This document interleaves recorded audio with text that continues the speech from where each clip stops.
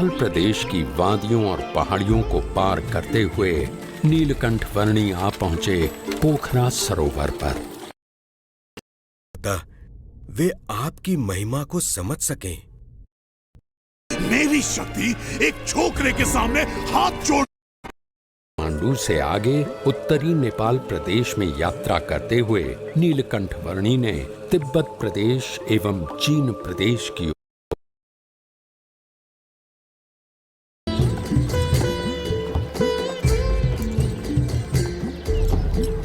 वैभवी नगरी काठमांडू के कई स्थानों पर होते हुए कुछ साधु संतों के समुदाय के साथ नीलकंठ वर्णी वहां के राजा के महल में आ पहुंचे।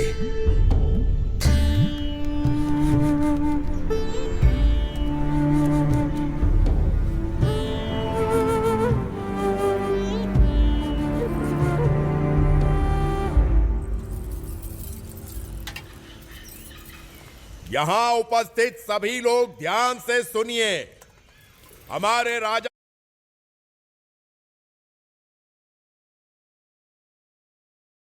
जी को कुछ असाध्य रोग हुआ है, जिससे उनके पेट का दर्द मिट ही नहीं रहा है। यदि किसी को भी इस रोग और उसके निवारण की जानकारी हो तो वो बताएं और हमारे राजा जी का इलाज करें और उचित इनाम भी पाएं। बटुक वर्णी जी, आपके पास भी इस रोग का कोई इलाज हो तो अवश्य बताना। मेरे पास तो जन्म मरण के रोग का इलाज है।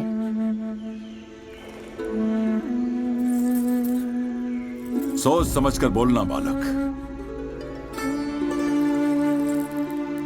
मैं राजा हूं, रण बहादुर साहा। सन्यास में भगवान होते हैं।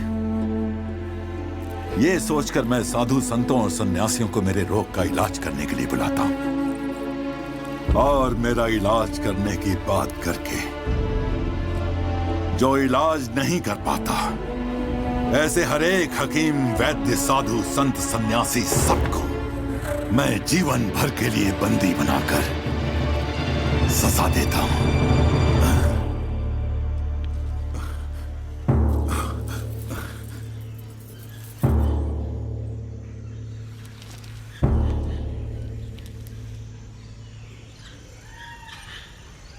वही तो आप भूल कर बैठते हैं राजन।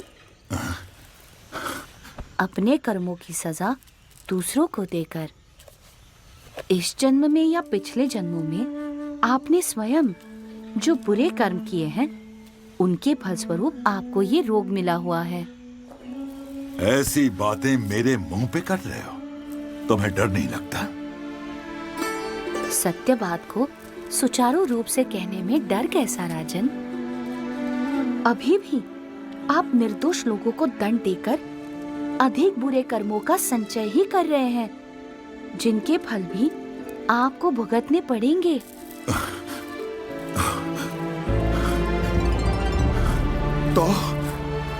तो मैं क्या करूं? कैसे छुटकारा पाऊं इन सब से? कैसे छुटकारा पाऊं इन सब?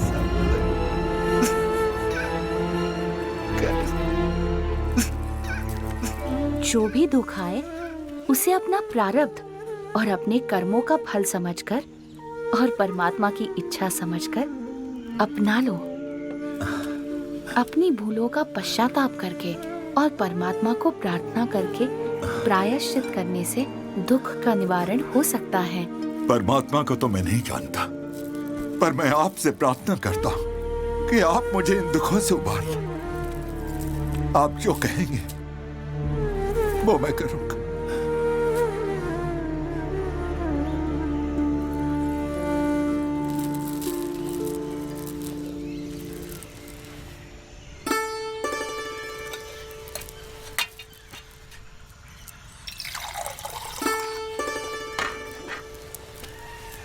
ये पी लीजिए।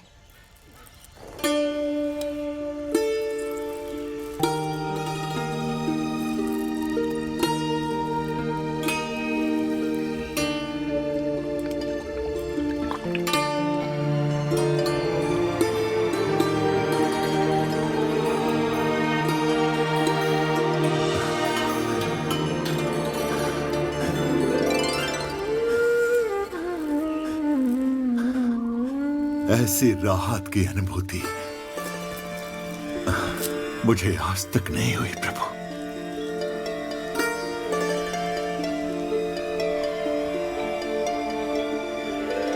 बताइए, मैं आपके लिए क्या कर सकता हूं? मुझे कुछ नहीं चाहिए, बस जिन निर्दोष लोगों को आपने बंदी बनाकर रखा हुआ है उन सबको छोड़ दीजिए। जैसा आप कहें प्रभु।